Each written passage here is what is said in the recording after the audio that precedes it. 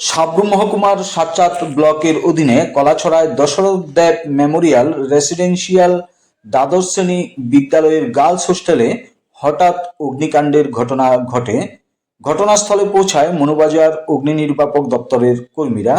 প্রাথমিকভাবে জানা গেছে বিদ্যুতের শর্ট সার্কিট থেকে এই আগুন সূত্রপাত।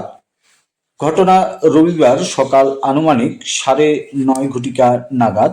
জানা যায় সাব্রুম মহকুমার সাতচাঁদ ব্লকের অধীনে কলাছড়ায় দশরথ দেব মেমোরিয়াল রেসিডেন্সিয়াল দ্বাদশ শ্রেণী বিদ্যালয়টি অবস্থিত। এই বিদ্যালয়েরই একপাশে ছাত্রী আবাস রয়েছে, অর্থাৎ গার্লস হোস্টেল রয়েছে। আজ ছিল বিদ্যালয় ছুটির দিন, রবিবার, ফলে সমস্ত ছাত্রীরা হোস্টেলেই ছিল। আজ সকাল আনুমানিক 9:30 ঘটিকা নাগাদ হঠাৎই ছাত্রী আবাসের একটি কক্ষে হঠাৎ আগুন দেখতে পায় ছাত্রীরা। সাথে সাথেই তারা খবর দেন ছাত্রী আবাসের দায়িত্বপ্রাপ্ত শিক্ষিকাকে। তিনি ঘটনাস্থলে ছুটে গিয়ে দেখে আগুন ছড়িয়ে পড়ে গোটা ক্লাস বা গোটা রুমের মধ্যেই। সাথে সাথেই খবর দেওয়া হয় মনুবাজার অগ্নি নির্বাপক দপ্তরের কর্মীদের।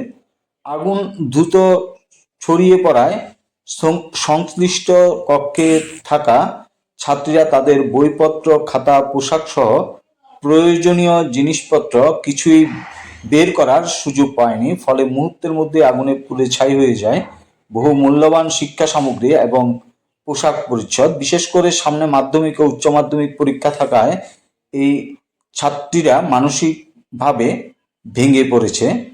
ছাত্রীরা এবং অভিভাবকরা পরীক্ষার প্রস্তুতির গুরুত্বপূর্ণ বইপত্র নষ্ট হয়ে যাওয়ায় ভবিষ্যৎ নিয়ে দুশ্চিন্তা করছেন ছাত্রীরা। ঘটনাস্থলে মনুবাজার অগ্নি নির্বাপক দপ্তরের কর্মীরা ছুটে যান এবং আগুন নিয়ন্ত্রণে নিয়ে আসেন। তবে প্রাথমিক তদন্তে জানা গেছে এই আগুন বিদ্যুতের শর্ট সার্কিট থেকে এই আগুনের সূত্রপাত। একটু আগে আমরা এখানে একটা কল গেছে ডিডিএমআর এসটি গার্লস স্কুলের থেকে, তো তারা হোস্টেলে বলে একটা শর্ট সার্কিট আগুন লাগবে। তো আমরা আগুনটা পাইছি দোতলার মধ্যে। তারপরে আমরা এসে আগুনটা নিয়ন্ত্রণে আনছি আর কি।